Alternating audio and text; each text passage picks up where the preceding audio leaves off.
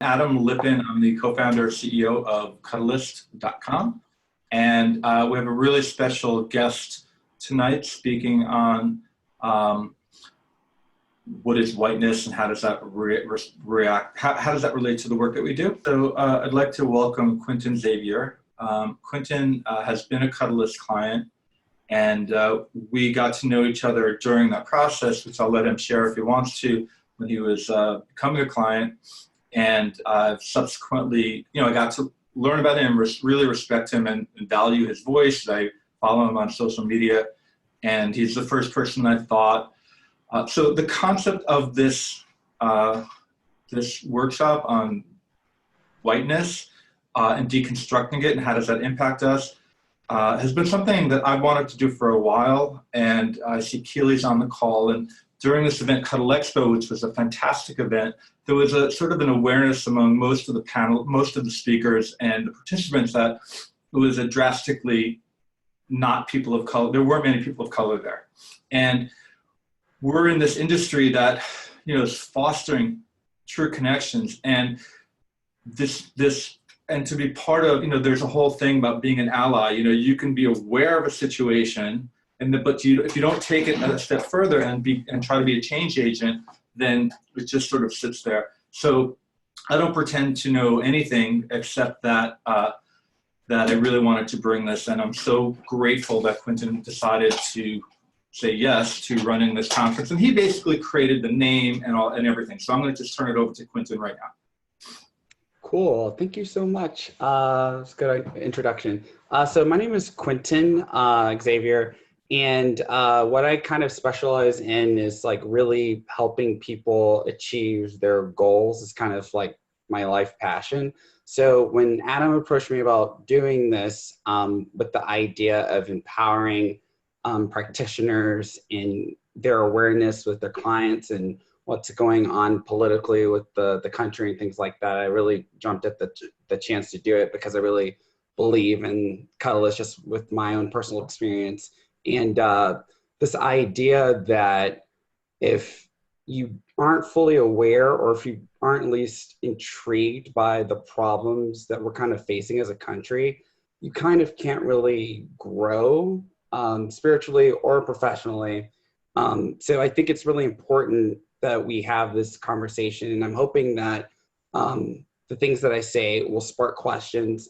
And I also want to establish that this is a safe space.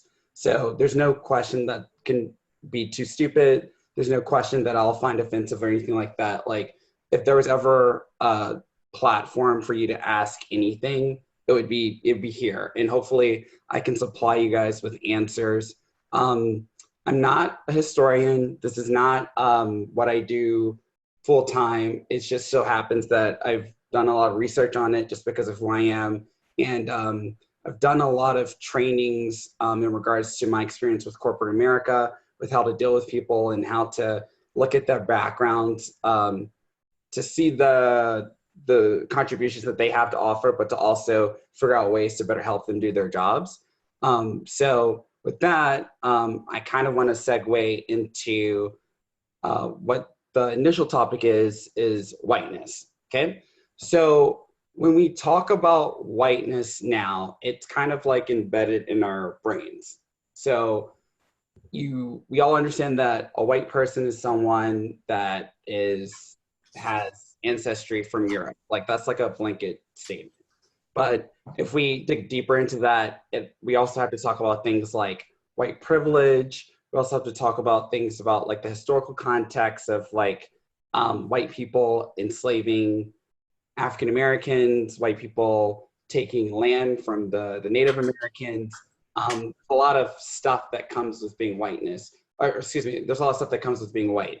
So what I'm noticing on social media and with a lot of my friends, particularly my friends who happen to be Republican, is that seems to be this sort of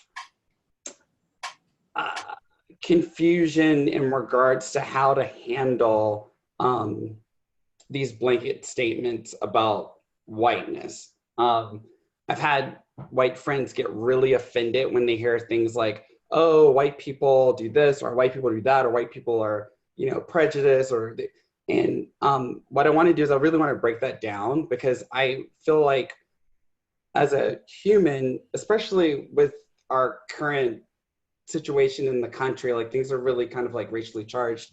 You shouldn't, you should be able to understand the context of what people are saying when they say white people or when they say black people or things like that. Because you have to, you really have to assess where it's coming from and the intentions behind the comment.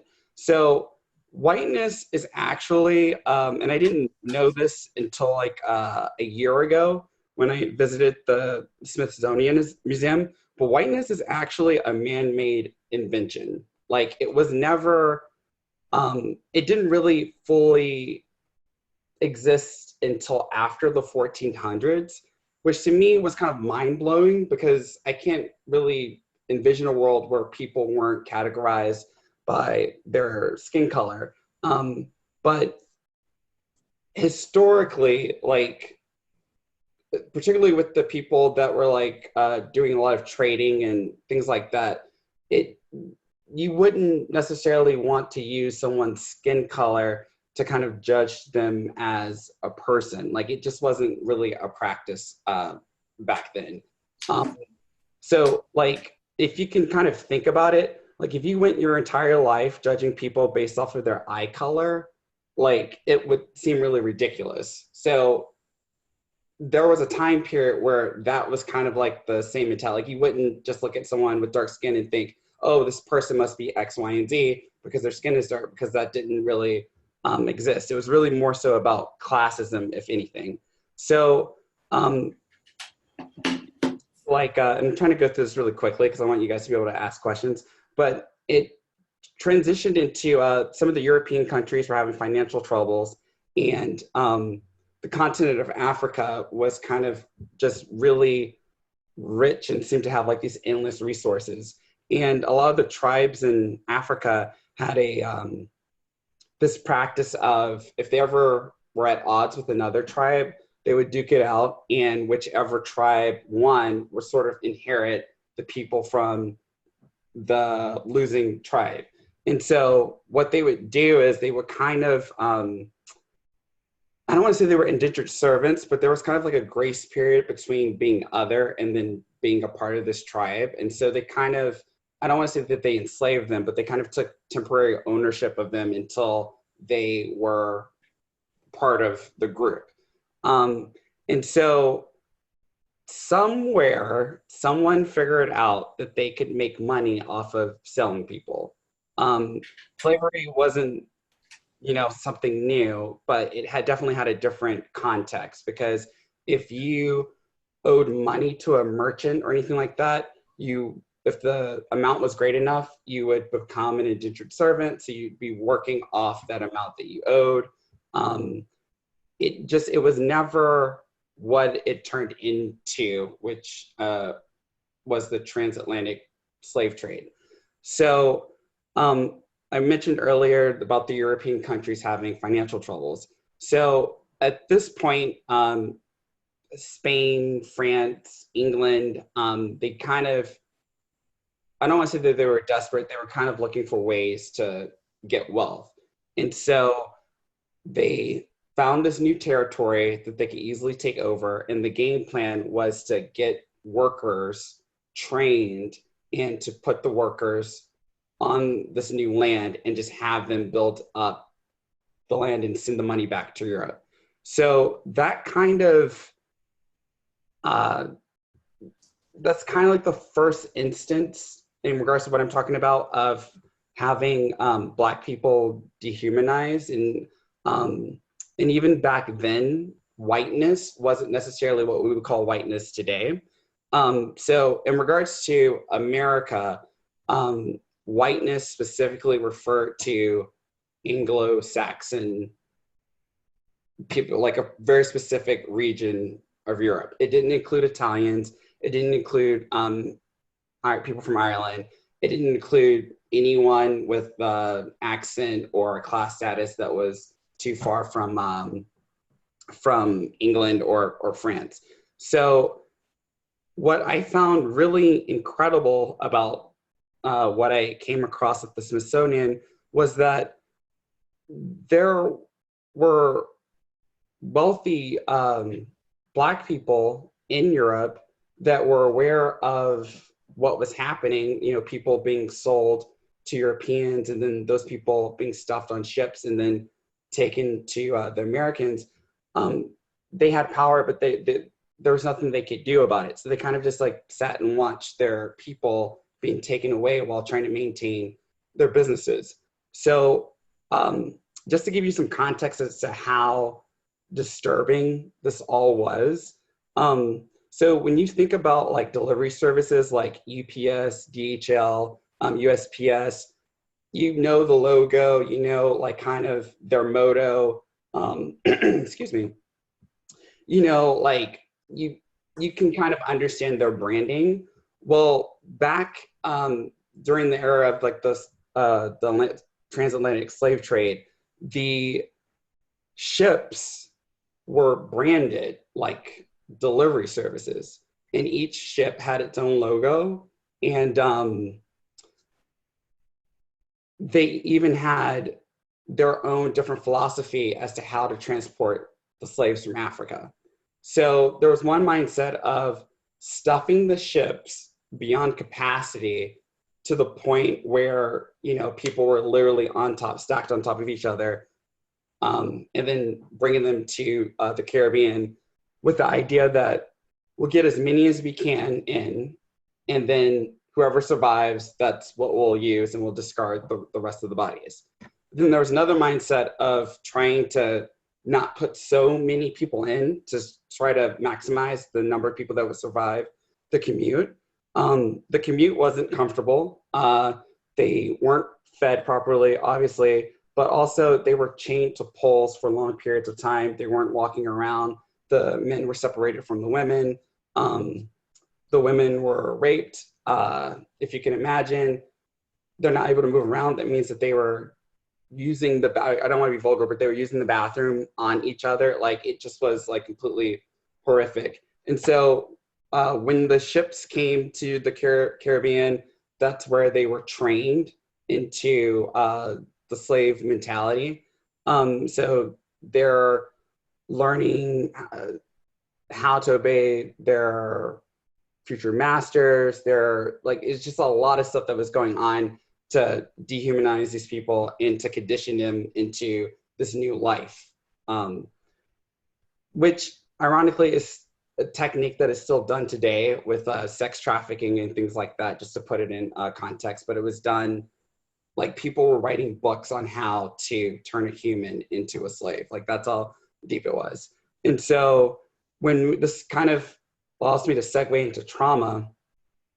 So you have African people who are deprogrammed from their past culture and reprogrammed into this new life, where they're auctioned off like cattle. They're renamed. They're not allowed to read and write because, you know, there was a fear that they would revolt if they learned how to do so. They were ripped away from their families. So if a woman was pregnant, kids were taken away from the parents and separated. You know, they were also bred like cattle as well. And this is all stuff that I would hope that you guys would be interested in looking more into. If you do get the opportunity to go see the museum in DC, it does a lot more efficient job of explaining it because I'm trying to like get through it really quickly, but it's really something that is very eye-opening when you think about what the term white means.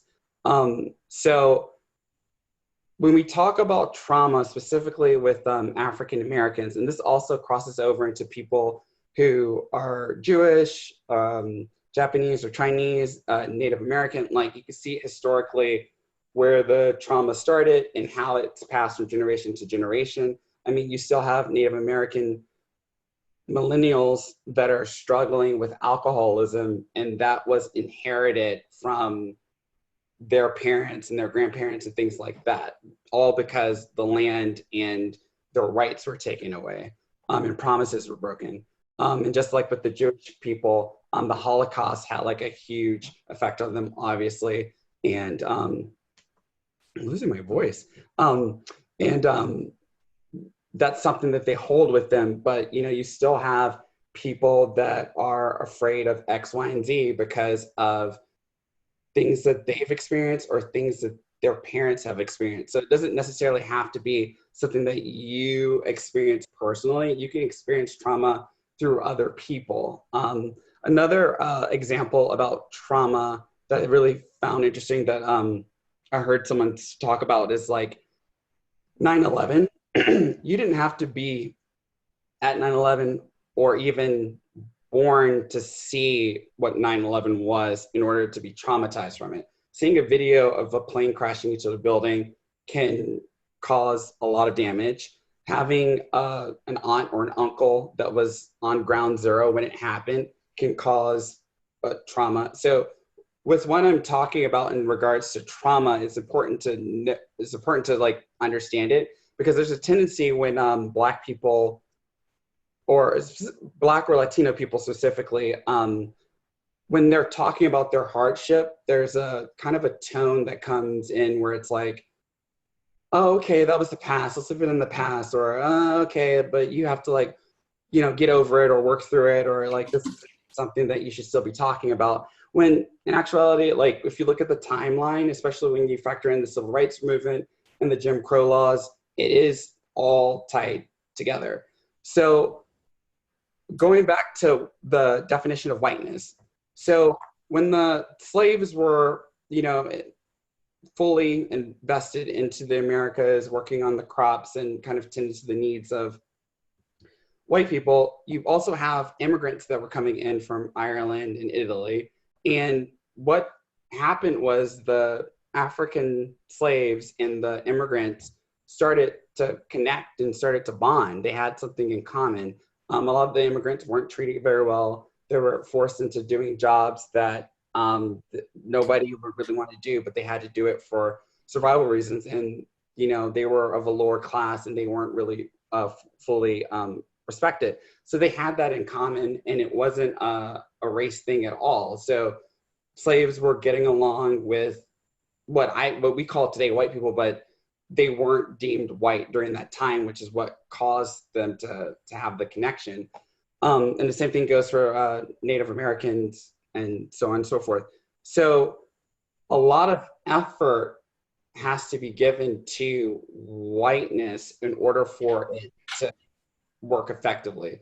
So there was a time where slave owners specifically saw that the slaves were kind of connecting with the immigrants. And so slave owners started telling the immigrants like, hey, you're not one of them. You're better than them. You're white. Your skin is white like mine. You won't be in your situation for long. If you do stay in your situation, it's because of your affiliation with them. And so through, you know, century over century, you start to see more and more groups get collected into this kind of categorization of whiteness, which doesn't make any sense. So what we deem white now wasn't what white was 20 years ago. It wasn't 100 years ago. Like it keeps changing to give whiteness more power, even to the point of, and I won't go into this in too much detail, but it goes into colorism, where the closer you are to white, the better you are. So even in like the Black community, if you have lighter skin, if you have a thinner nose, if you have thinner lips, if you have anything that's connected to whiteness that makes you better than other Black people, which isn't true. You know, you'll have some people, like a really horrible habit that a lot of Black people have is that they're not comfortable with standing in the body of a Black person. So and me and my friends will joke around about this all the time, but you'll meet someone and then they immediately have to tell you, oh, well, my grandmother was 1/8 Cherokee, or I'm actually like half Asian, or like they want to let you know that they're not fully Black, even though their appearance suggests otherwise. And that stems from trauma, and that stems from being told that there's something wrong with being Black. So essentially, whiteness exists to take power away from people who aren't white.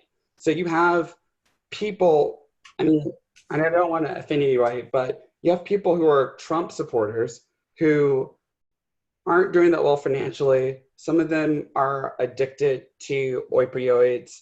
Um, they're not living, I wouldn't say that their living conditions are kind of not what they want. It's not part of the American dream that they have for themselves. But they're holding on to their whiteness, and they really feel like their situation is superior to anyone who is not white. So I mean, Chris Rock made this joke. He said, I'm a millionaire, but I don't think any white person in this room would trade places with me. And then he asked people to raise a hand if they would trade places with him. Nobody did, because nobody wants, I mean, not to say that nobody wants to be Black, but nobody wants the consequences or the negative baggage that comes with being Black. And being Black in America means that in order to succeed, there's this sort of stereotype that you're lazy, so you're constantly doing extra just to be considered equal. So as we move down this timeline, I'm going to jump even further. We get to what it's called. I forget the word. It's like dissonance. I'm gonna have to look this up, and I'll come back to it. But there's a situation where people behave so horribly to each other or to a specific group of people that they have to come up with really weird definitions for the people that they're mistreating in order to justify it. So, for example, you have Thomas Jefferson, who was, I mean, I don't know if it was a romance or if he was raping her. I really don't know. But he justified having slaves and having a romance with a slave that he owned, and having children that essentially were slaves that worked for him. He wrote lots of letters describing black slaves. He said that they were lazy. He said that they needed structure, that they couldn't think for themselves. There's a lot of text documenting the category of Black people in regards to them being lazy, Black women being promiscuous. There was actually a rape law in which, and when you think about what's going on today with the Me Too movement, it totally makes sense.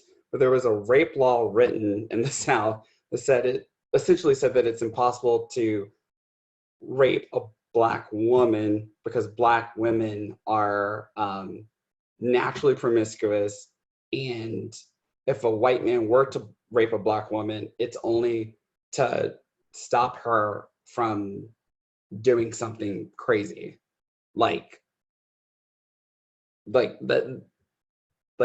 that's just crazy. So having that sort of definition for a group of people, and the effort in going out of your way to make these people not human just to justify the treatment of them is just sinister. And it led to centuries and centuries of abuse, which led to trauma that was passed from one generation to the next generation to the next generation to the next generation. As Adam mentioned earlier, I was a client for Cuddlist. I had a Cuddlist therapist that I saw 3 times. And the reason why I had to force myself to do that was because my therapist wanted me to do what's called exposure therapy. I had this thing about people touching me. Like, I didn't want to hug anyone. The only form of touch that I thought was valid was a handshake. Now, I was never sexually assaulted as a kid or abused. Like, I got spankings, which might have led its way into my adult life, which, was why I probably don't want to touch people. But like, in my head, if someone was touching me, it wasn't an act of love. It was an act of control.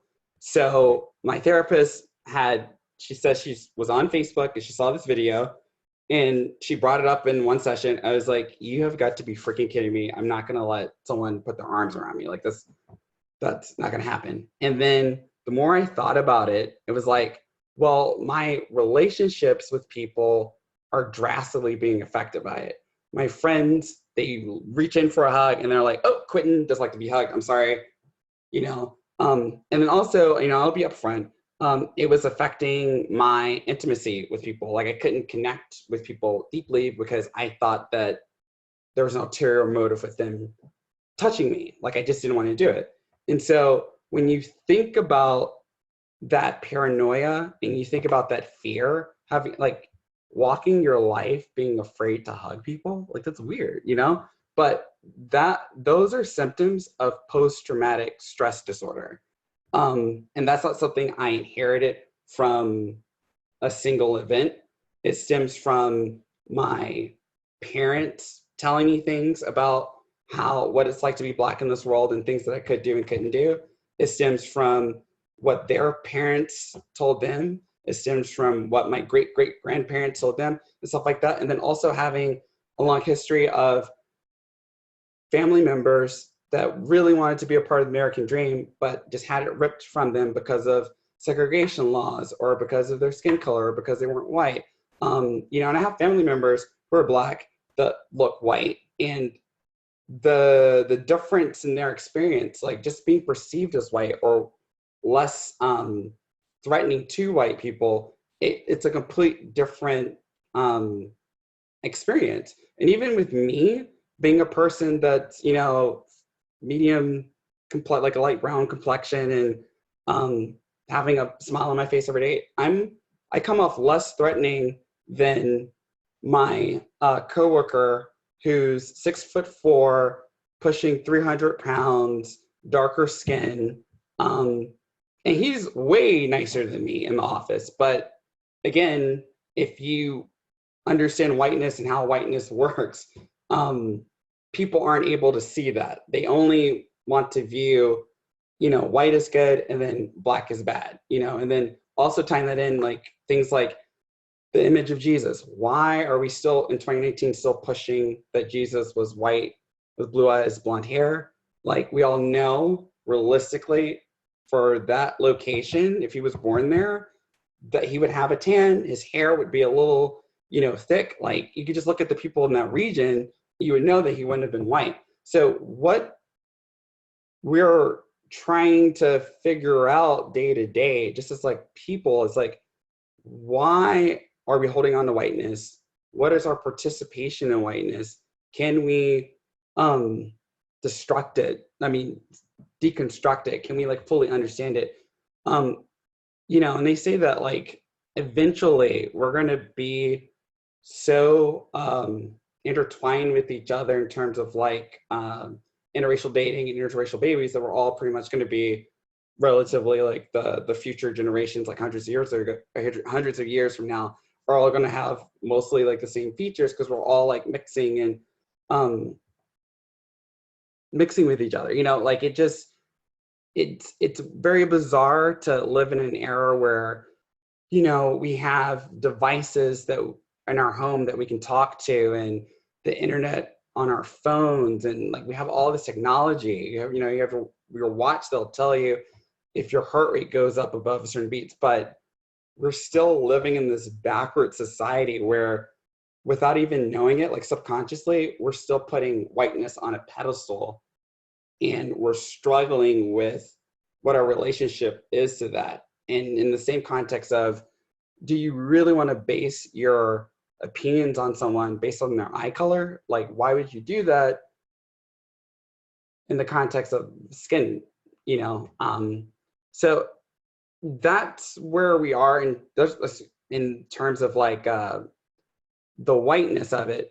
But I don't know, I kind of just like want to do a temperature check and see like how people are feeling and maybe take some questions. I feel like I went on a rant, so. No, it was wonderful. There are two questions. This is incredible, and I've been listening to a lot of Sirius has it's the Wharton Business School radio, and it's basically 24 hours of entrepreneurship, and they bring in different entrepreneurs, and I very aware that most people that they bring in are white, and even more than that, they talk about using your networks, right? It's so important to reach out to your networks and build networks. And I just think about all of the people that don't have access to that network. And what you just said about what is our participation in whiteness, right? It's like none of those people are inherently like, quote unquote, doing anything wrong or want to do anything wrong, but like there's just this, it's so systematized that unless you really effort and make an effort, your participation, you have to be really strong not to participate in it, right? And so thank you, and there seems to be a bunch of questions. So one of the first questions we have is, what can white people do to help people who are not white feel accepted? Help them through the injury of their historical trauma, while us white people can simultaneously not be overpowered by guilt and shame that comes from the historical dehumanization that our ancestors took part in. So you bring up white guilt. This is so I don't want to tell you how to feel, but I think the first thing you have to do is you kind of have to get to a place where you as an individual make peace with your ancestors' participation in the past, because I think it's unfair, and I think it's very unrealistic that Black people would be mad at a living person for slavery. Like, that's not usually what happens. What the anger or the frustration comes from Black people sensing that white people don't want to acknowledge that it happened, or that they're ignorant about the subject, or that they don't think it's a relevant part of American history. So if you're doing the work and you're educating yourself on the subject and you're not allowing yourself to be so easily triggered, that will pretty much take care of most of what you can do in regards to being an ally. Fox News does a really good job of triggering white people in a way that makes it seem that people who aren't Black have this agenda to destroy white people, which is just completely, I don't want to say it's impossible, but it's not. That's never been the case. Historically, Black people have never rallied to take over America. They've never rallied to destroy white people. I mean, you do have a few historical figures that made some really crazy comments, but they were never able to get enough people to join their movement. One person who really just kind of embodies what Black people have been trying to do day one since they started fighting for the rights. It's Martin Luther King. He just wanted a seat at the table. He just wanted to be viewed as a human. Like, it was, it's never been about Black is better than white or white's better than Black. It's about we're in this together. We're all Americans. Like, why can't, I want to be treated equal. A lot of times if you look at this happens so often. If a young Black person senses that a store manager is following them around, they're not necessarily mad that the store manager is following them around. They're mad that they're the only person being followed around. You're not seeing, and statistically, most shoplifters are white. A lot of stats, like the welfare benefits, like food stamps, most of that goes to white people. In New York, there's a huge problem with, there's a neighborhood, which is predominantly Hasidic Jews. They're business owners, and the New York Times came out with an article that was talking about how these business owners who are making a lot of money were able to file their taxes in a way to qualify for food stamps. So like there's a lot of, and if you watch Fox News, that's something that Black people are accused of. And so a lot of the anger that people have when they're talking like, oh, white people this, white people that, it stems from we're not being treated equally, we're being unfairly categorized. So in regards to your question, I want to make sure I hit everything you said. What can white people do to help? Is that particularly in, I don't know if you're a cuddlist or if you're just here for the conversation, but in your profession, just being, letting people know that you're an ally, being a source of support, listening to what they have to say without feeling the need to play the devil's advocate. I think that's also a major problem, is that a lot of white people, they want to be there for their Black friends and family, but something happens in the conversation where they want to say things like, well, what about this? Or have you thought of it this way? Like, your job in this, like if a Black person comes up to you for help, is to first like listen to them, see what their experience is. Don't necessarily try to force yourself to understand it, but like lending an ear is a huge support. Even if they're not really fully open to talking about it, just being kind and letting them know, if you could do so non-verbally, more power to you, but letting them know that you're on their side and that their existence matters to you, I think is the best way to go about that. And then in terms of being overpowered by guilt, like nobody wants you to feel guilty for something that happened hundreds of years ago.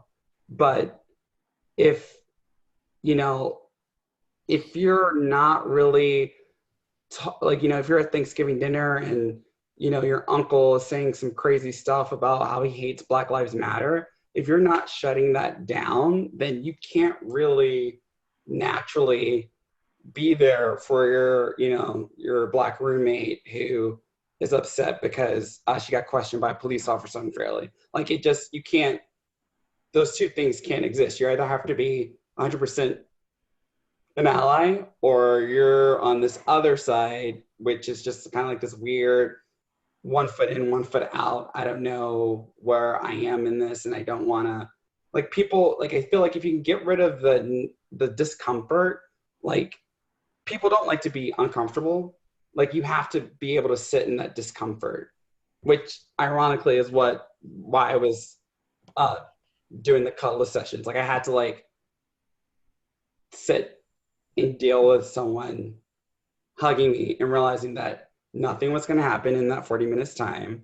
All I needed to do was just relax. Like, it's fine. So with the white guilt, especially, people are going to say things that are going to trigger you. Like, oh, I don't associate myself with this, or I'm not this, or why are you categorizing me as that? Like, a lot of people take ownership of that whiteness. You don't have to. If you know that you're not watching Fox News 24/7, if you know you didn't vote for Donald Trump, if you know you're not into MAGA, if you know who you are, you don't have to belong to this whiteness that people are talking about. So then that eliminates the guilt. But also what helps that is being proactive. So without a doubt that you know for sure in your heart that you're doing what's right. And I'm not saying you should fly to DC and march and do all this. You don't have to do that. Within your community, you know, there's little things you can do to help improve the lives of people around you. Thank you. Madeline asked, do you have any suggestions for Cuddlist practitioners, the do's and don'ts maybe for what to be aware of if they are white and their client is a person of color, as well as the opposite if you're a POC practitioner working with white clients? Do you have any tips and tricks? Yeah. So my practitioner was white. So here's the thing that I think is really interesting because I'm a huge advocate for mental health. Um, a lot of my Black friends, especially with working in corporate America, they get to a point where it's like, okay, I need to see someone, I need to see a therapist. And so I'm always trying to recommend therapists, or like, just, you're gonna have to try several therapists to see who you click with the best. But the number one response I get back is that, well, I really want a Black therapist, or I want a Black female therapist that understands, I'm just like, well, I don't know if that, I mean, visually, and I guess, mentally, that might be a comfort for you. But in the grand scheme of things, you really just want a licensed person that knows what they're doing and has the tools to help you navigate your thoughts and to lead you down a path of success.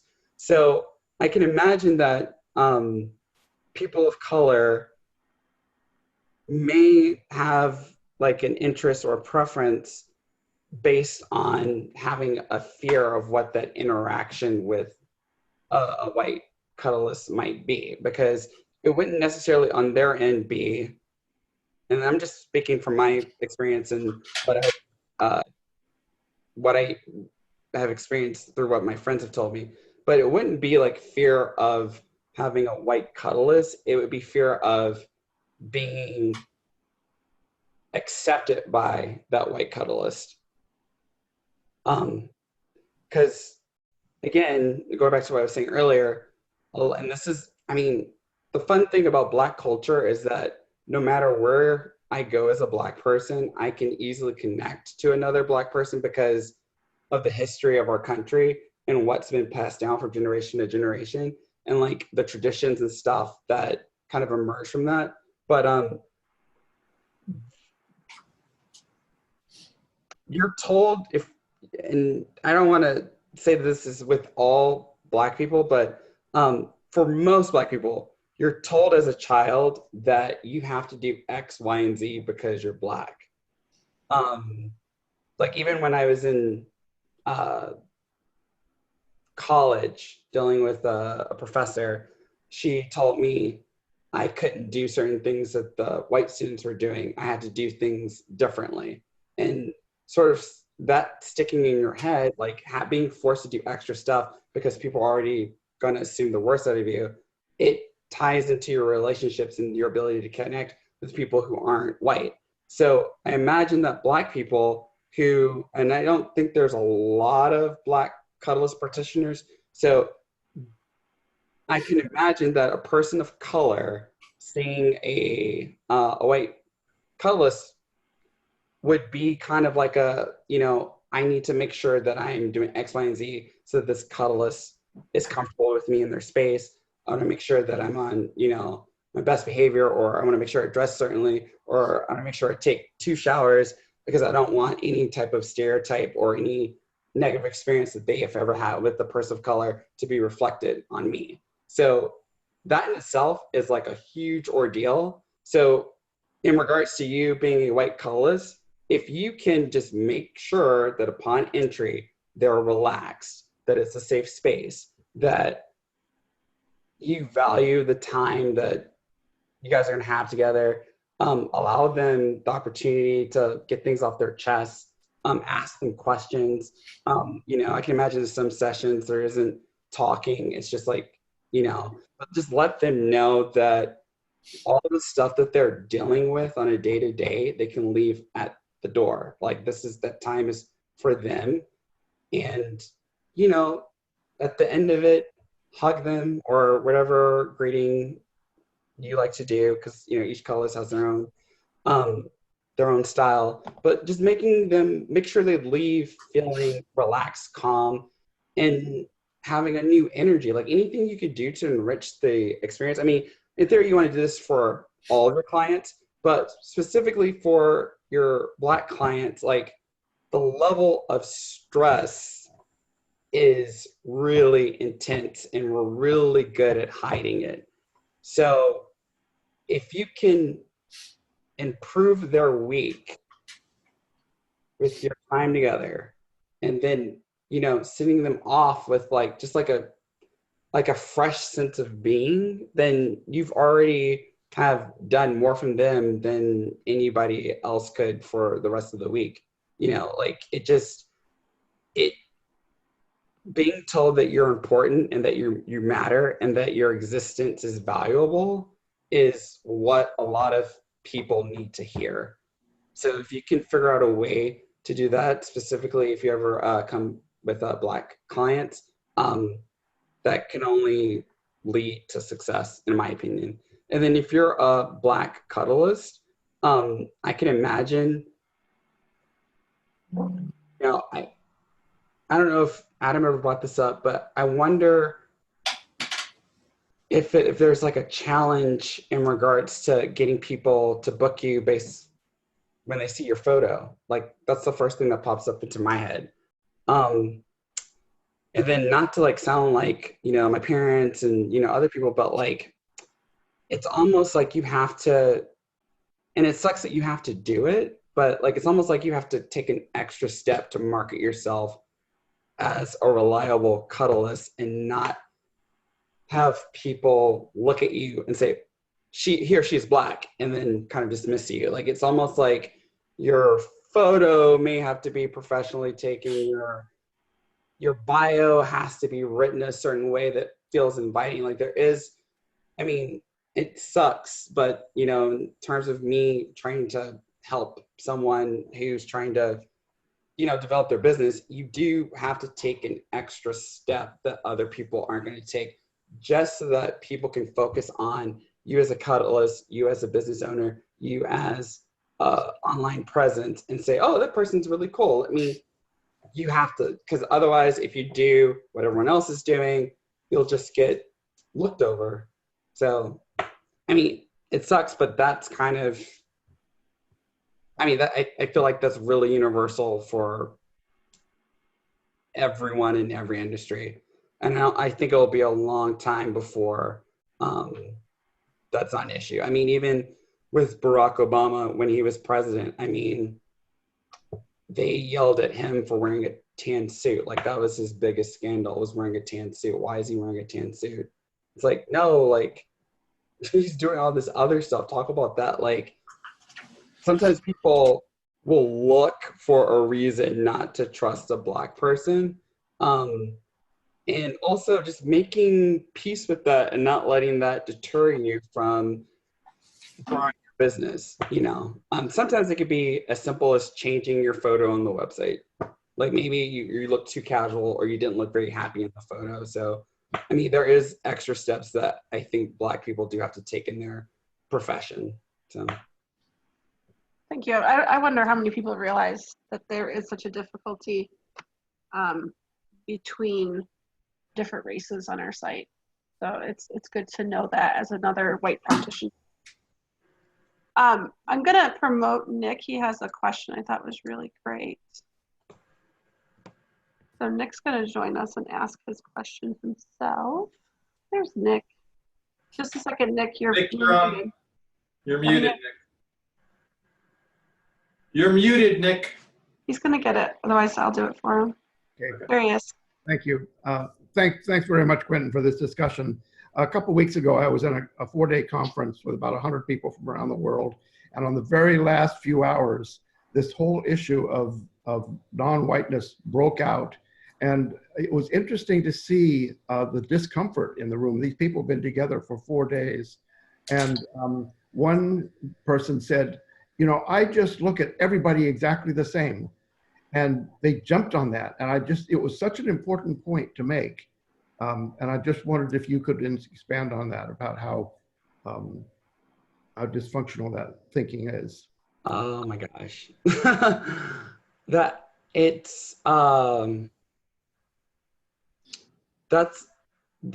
and then saying that you don't see color is it's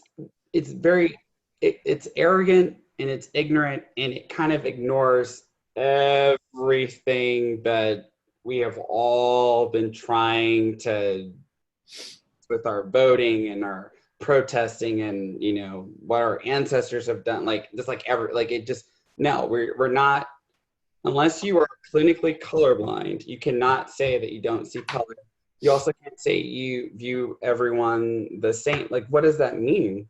Like, you know, we have, like, there's a reason why we have juvenile court and then like adult court, because we don't see children the same as adults. There's a reason why you can't marry a 13, like there's so many examples. That logic is kind of dismissive, and it's pretty much saying, I mean, what it translates to is, you know what, I really don't want to talk about this, so everyone's the same, and just push it away. It's almost like you have two siblings that are like fighting each other, they're slapping each other back and forth, and then the mom walks up and hits both of them and says, now you're even, when clearly one of them got hit technically more than the other, so it's not even. Like, it's so bizarre. But I have a friend that anytime you hear someone say, I don't see color, he was like, oh, well, you must not have your driver's license, because what do you do when you see a green light? What do you do when you see a red light? Like, you have to see color. Seeing color isn't something to be ashamed of. You know, if you see someone frowning, you're going to approach them differently than if you see them laughing. So if you see someone with brown skin, you know that if you don't know them, you're naturally going to instinctively kind of, if you're a nice person, you're going to, you know, you need to facilitate a conversation with them. You're going to naturally use tools to connect with them. And it's going to be different when you're dealing with someone that looks just like you.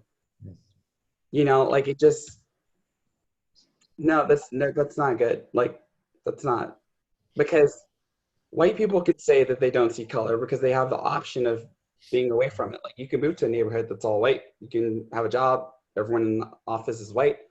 Like, you really have that luxury, and that is, you know, kind of like the basis of white privilege. But people of color don't have that luxury. People of color can't say they don't see color, because every single day their color comes up somehow. It might come up as a thought. It might come up in how they feel that other people are treating them. And also, when you say things like that, it also helps fuel the trauma, because a lot of people of color, particularly Black people, they're constantly checking in with themselves. This, you know, something just happened, but I don't know if it was racist. It had to be racist because the person did this. Like, we're constantly trying to pick and choose our battles. We're suppressing things so that it doesn't come out. Like, even with me, I was working at a TV network where the audience was predominantly Black and all of my bosses were white. So anything I wanted to do for this Black audience as a Black person, it got routed through all these white people that didn't understand the culture. And we couldn't have an open conversation about it. And, you know, usually it would air and then people would complain and then it would revert back to my original idea. But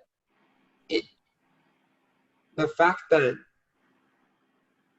people could say that they don't see color, it just makes me feel like people of color to them are invisible, which is the complete opposite of what you want to do. Like, if you get anything from this conversation that we're having, is that as a Cuddlist practitioner, if you can make a person of color feel like their existence there, like you do want their business, their existence there matters, and that everything that is happening outside the world, it doesn't have to exist within the space. Yes, beautiful. Thank you very much. Lots of, I mean, I'm sure everyone has complaints about their job and stuff like that, but with people of color, it is consistent. Even if it's a job that they love, there's some part of it that they want to change, and it has to do with their skin color, if they're being completely honest. Wonderful. Thank you very much. Thank you. Well, we have like 3 minutes left. There's a big question looming that I don't think we really have the time to answer. I don't know if you want to look at it, Quentin. Which question? I'll try to do it in like okay. seconds. In the way that you define whiteness, would you say it's synonymous with racism?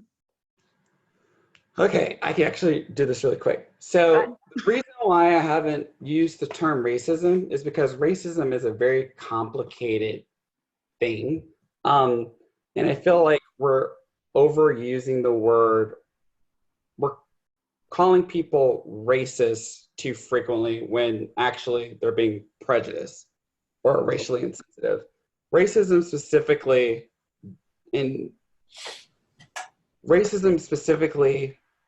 is defined by a person using another person's race against them to manipulate them or to assert power over them.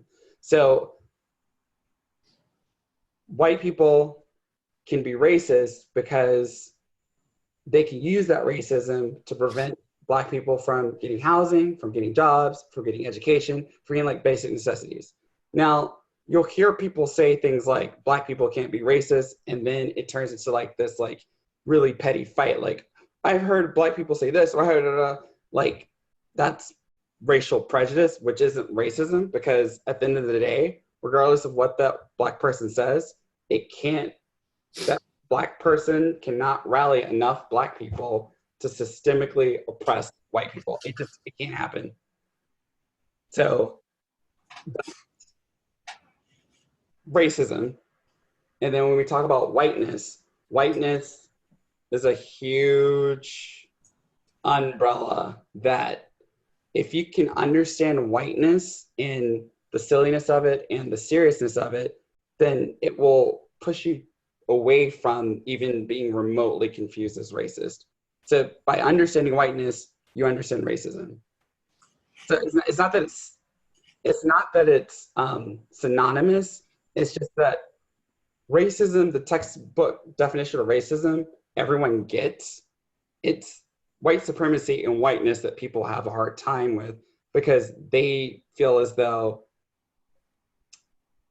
white people shouldn't continue to feel white guilt or that they can't continue to be blamed for things in the past, even though if you talk to any social scientist, they will tell you that the reason why reparations is even an idea is that it could help Black people amass the type of wealth that white people have been able to do for free labor, you know? So it's similar, but it's completely separate. And I feel like people focus way too much on that word racism when in actuality, a lot of the conversations and the debates and stuff are about whiteness. Like, why is Donald Trump allowed to have 3 or 4 ex-wives and he's connected to like all of these scandals? But if Obama wears a tan suit, we're flipping out. Like, it just, the idea that white is better is what we should all be trying to dismantle. And then also acknowledging our connection to whiteness. It's 1 minute after. I want to thank Quentin because I think this was probably the most powerful webinar series we've done. And my ask is that every cuddlist who's on this call, please, make sure you ask the other cuddlists if this is meaningful to you to watch it, to go to Rizuko and watch it. Michelle's going to post it. Also, part of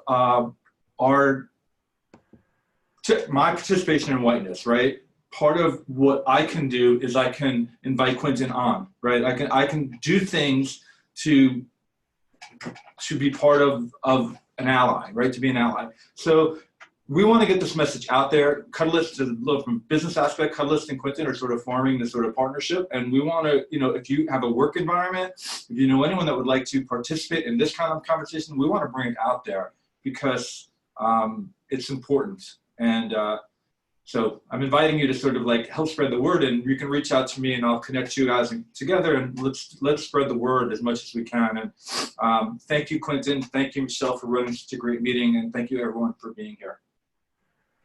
Thank you. Thank you.